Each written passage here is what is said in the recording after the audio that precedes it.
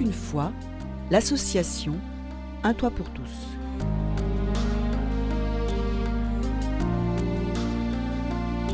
C'est une histoire de personnes qui se sont mobilisées pour d'autres personnes, celles qui sont les plus fragiles.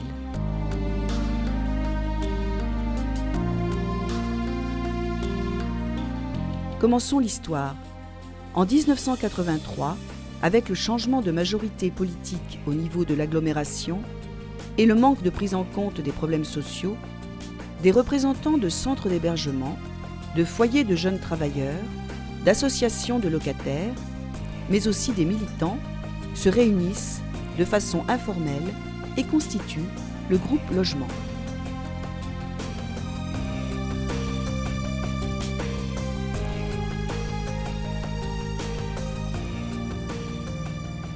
Nous étions des personnes bien logées, sans problème réel, mais nous nous sentions concernés. Il faut dire aussi que le contexte politique nous avait drôlement secoués. Il fallait agir autrement, inventer.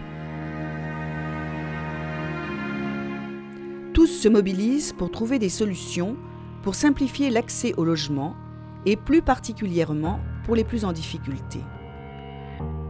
L'idée des initiateurs est d'utiliser les outils du privé dans le domaine social. Ils créent Territoire en 1985, une agence immobilière à vocation sociale. C'est chronologiquement la seconde agence de ce genre en France, mais la première à gérer effectivement des logements pour le compte de propriétaires privés. De nombreuses campagnes sont organisées pour trouver des logements, des dons, des parrainages, des compétences à partager. On se souvient tous de celles lancées par le Secours catholique, le Diaconat protestant, le groupe chrétien immigré français, sous le slogan « Un toit pour tous ». Des propriétaires confient leur logement à Territoire AIVS qui se charge de les louer et les gérer. Je suis propriétaire. Je louais mon appartement à une famille qui a été frappée par la maladie et le chômage. Quand elle a quitté le logement, je n'ai pas voulu renoncer à louer à des personnes en difficulté, mais j'ai pensé aussi que m'occuper d'une famille fragile ne pouvait pas reposer que sur mes seules épaules. Avec l'association, je n'ai plus à m'occuper de tout. 1992, une date qui marque l'histoire de l'association. La loi Besson est adoptée. Territoire AIVS se saisit des possibilités qu'elle offre pour acheter des logements à l'unité dans des copropriétés et ainsi favoriser la mixité sociale. Pour assurer la pérennité de l'activité de maîtrise d'ouvrage, la SARL Achat, Habitat Alternatif, est créée. C'est aujourd'hui Un toit pour tous développement, dont les logements sont en gestion à Territoire AIVS. Dans un même temps, le groupe Logement crée l'association Hôtel Social, Hôtel de l'Avenue, avenue Alsace-Lorraine à Grenoble, pour développer de l'hébergement et accueillir des personnes nécessitant un petit soutien avant de retourner dans un logement. Avec le changement de majorité législative, en 1994, le plan de logement d'urgence est lancé. En 1995, l'association Hôtel Social se transforme en SARL Hôtel Social et élargit l'offre d'hébergement.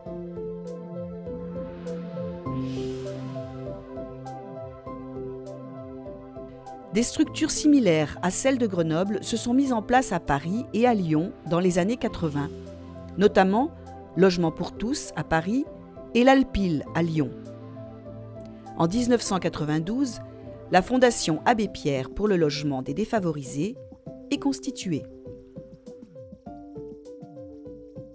À Grenoble, les liens avec les responsables de la Fondation Abbé Pierre permettent d'envisager une coopération entre le réseau local et la Fondation Abbé Pierre.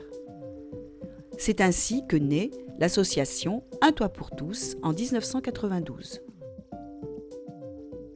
Paul Keller, premier président de Un toit pour tous. Depuis quelques mois, Un toit pour tous s'est constitué pour affermir et rendre visibles les relations qui existaient déjà dans une quinzaine d'associations. Le fait qu'Un toit pour tous ait été constitué comme relais de la Fondation Abbé Pierre lui donne une position, un poids et une responsabilité. Pour dépasser la compassion et l'aspect caritatif, un service se charge de faire des études statistiques et qualitatives sur le mal-logement pour avoir une action plus efficace. En 1995, il devient une association, l'Observatoire de l'hébergement et du logement. Vers 1995, les associations, les militants poursuivent leur mobilisation, mais deux cultures ou deux logiques se confrontent avec des stratégies différentes. Une culture caritative. L'association pose le problème, le porte à la connaissance des politiques, qui doivent prendre le relais. Une culture professionnelle. Les structures opérationnelles utilisent les mêmes outils de gestion que les entreprises privées, mais dans un objectif social. Elles ont vocation à développer durablement de nouvelles pratiques professionnelles et non pas à se fondre dans des structures publiques. Pour consolider cette dernière approche, une nouvelle association est créée, Service pour l'habitat, pour fédérer les outils techniques, Territoire AIVS, SARL HA et SARL Hôtel Social. Michel Saliard, alors président d'Un Toit pour tous, se rappelle du rôle de relais pour la Fondation Abbé Pierre et le réseau isérois joué par son association. Notamment pour les demandes de soutien financier, par exemple 90 000 francs pour le projet Préparation de 11 familles pour le relogement avec le relais Ozanam, 200 000 francs pour le projet Contrat d'objectif PALAT-SPST avec Territoire, des meubles pour l'abri sous la dent, pour Passiflore, pour la table d'hôte du Fournier.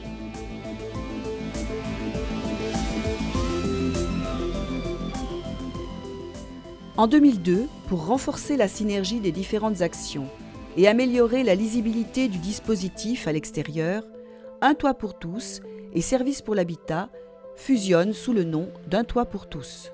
Le conseil d'administration oriente la stratégie autour de 3 axes: l'observation et l'analyse, la sensibilisation et l'interpellation, la production de solutions aux problèmes de l'hébergement et du logement.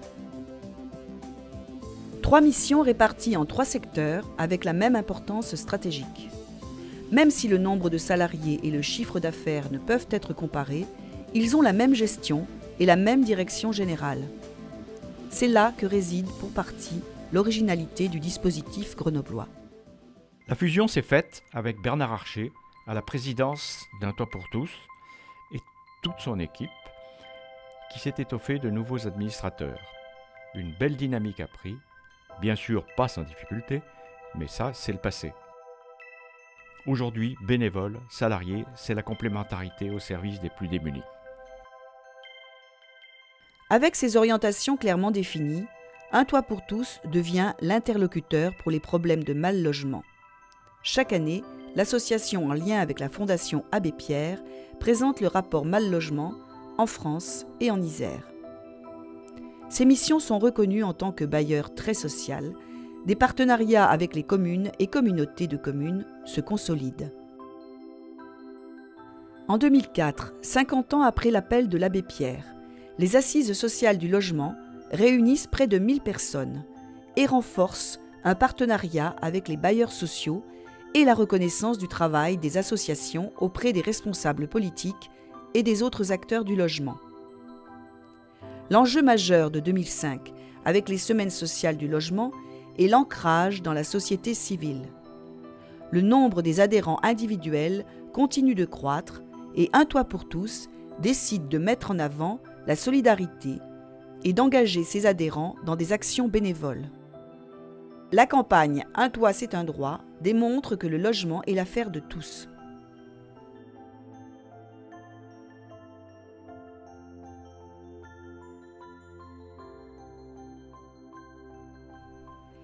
Aujourd'hui, en 2014, Un Toit pour tous, c'est une 60aine d'associations adhérentes, partenaires, plus de 350 personnes adhérentes, dont près de 70 qui s'engagent dans des actions auprès des professionnels, c'est 509 ménages hébergés ou logés.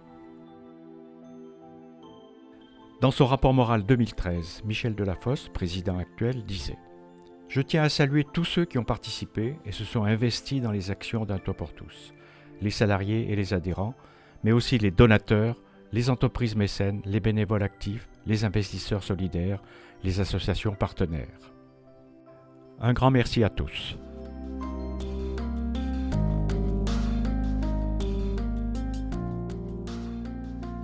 Et l'histoire n'est malheureusement pas terminée. Il reste encore à faire. L'abbé Pierre disait « Ne lâchons rien ».